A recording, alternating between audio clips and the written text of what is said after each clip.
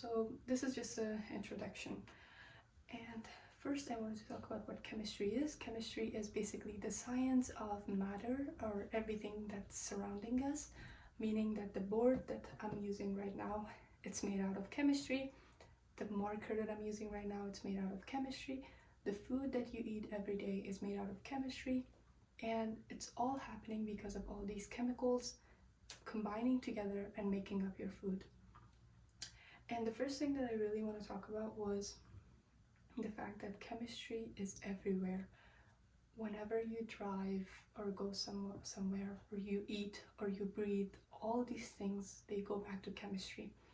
And that's why I think chemistry is really fascinating, because it's everywhere and we should learn something about it because we see it every day and we feel it every day. Okay, now the first thing that a lot of people talk about when we talk about chemistry is atoms.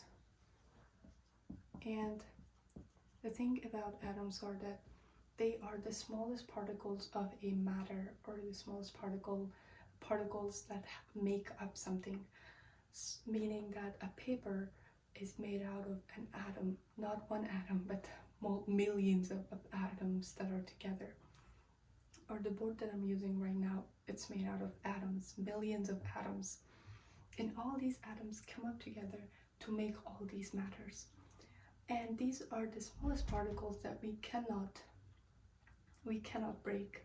Well, that was a theory before. However, with the advanced technology that we all have right now in the world, we can actually break an atom and do a lot of stuff with it.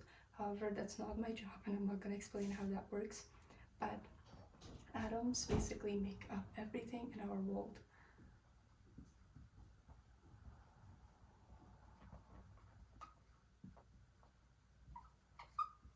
And unbreakable.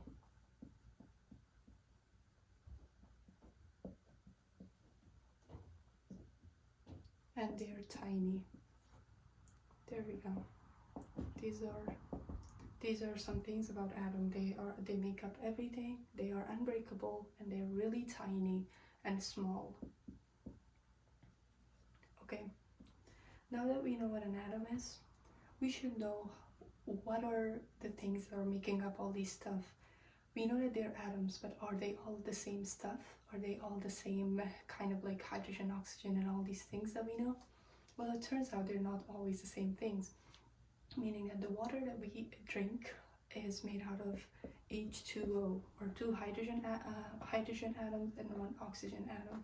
However, the salt that we consume is made out of NaCl or sodium chloride, which means all these stuff, they are made out of atoms, but those atoms are different. They are inherently different, meaning that they are different particles. They are not the same particles. That's why they are different.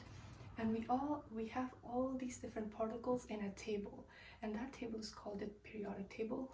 And we always use it whenever we are taking a general chemistry class or any chemistry class in our lives. And all these atoms are put in that periodic table in a very specific way, in a very fascinating way that we will learn about later. However, because this is just an introduction, I just want to tell you that all these atoms are different, and all these different atoms are in a periodic table, and it's out there, and you can go and buy one, or just Google up a periodic table and you'll see it. Okay, well, what's the thing that make all of these atoms different?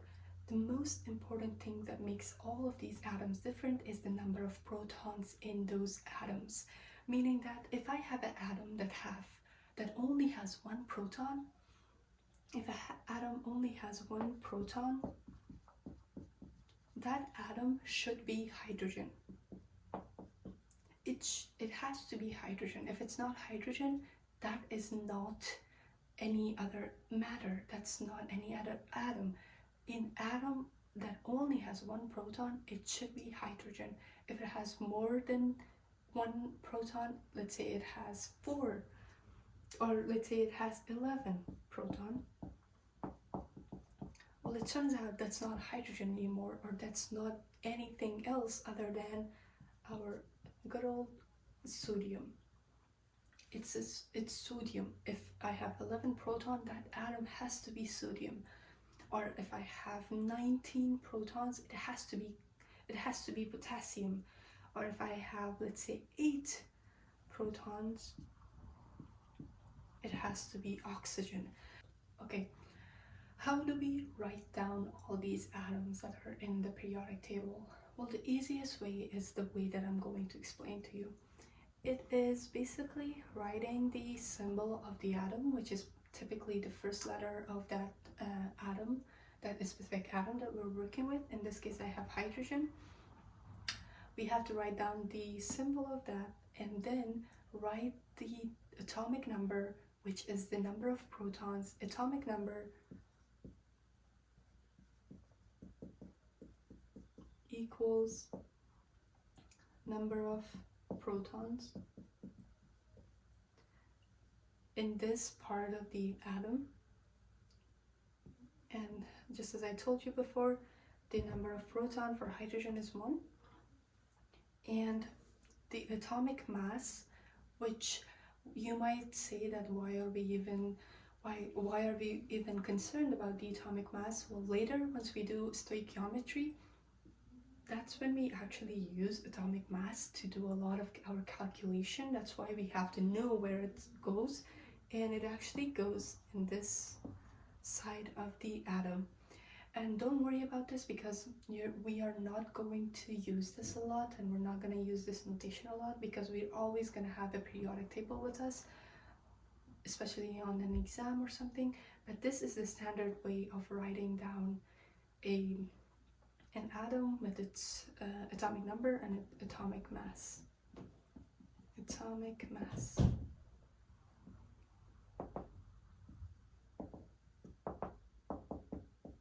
Okay. There are some things that I want you to know about the periodic table, and some things that are going on in the whole periodic table. And the only way that I can explain it is by drawing it out and explaining it as I'm drawing it out. Well, the way that I'm gonna draw out my periodic table might be different from the way that you do, but the whole reasoning behind this is that it makes it really easy for me to know where my metals, nonmetals, and metalloids are. But if you are trying to do it in a different way, you're welcome to do it.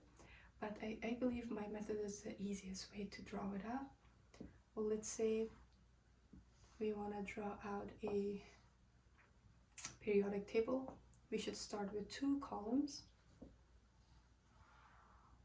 And this box and another box. You can always remember this column. Then another column that goes like this, 2 columns. Well, this is the most simplified periodic table that you can see in your life, and I guarantee that when I say it, this is the most simplified one. And I'm going to tell you about some trends that are going on with these metals, with these elements.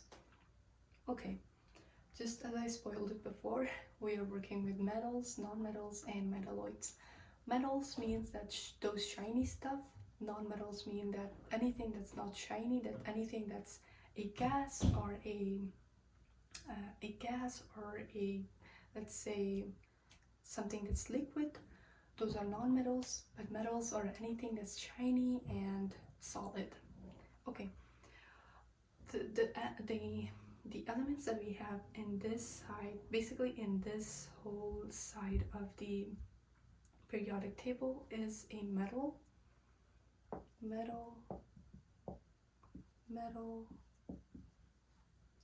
These 2 as well, they are metals. Every single element that you see in this part is a metal. However, when we get to this part, there's a very weird trend that's going on, and it's like a stairway or staircase. There's a staircase, and the elements that fall into these staircases, they are metalloids. meaning that those are the things that naturally they are a metal and a non-metal at the same time, and we will be working with them, but not a lot when we're talking about general chemistry.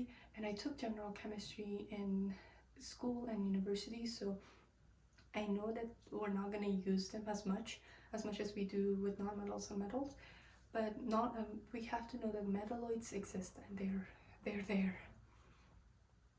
And anything that we have in this side, they are non-metals. Okay. Now, I told you that this column is very important, and the fact that they're important makes them kind of special, and they get their own name. It's called noble gases. They're gases, but they're noble, and it means that they are just, I'm pretty sure that's not how you spell gases. They are noble gases, meaning that they do not want to interact with other elements because their outer shell is already filled with their electrons.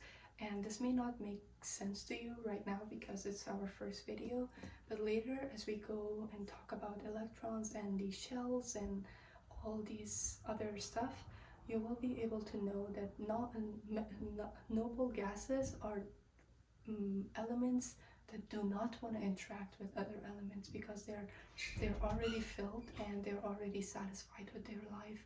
That's why they're kind of special, and we give them a name, noble gases. And always remember that all these other columns also have names, but we don't have to know those names for general chemistry, and the only thing we care about is the noble gases. Thank you.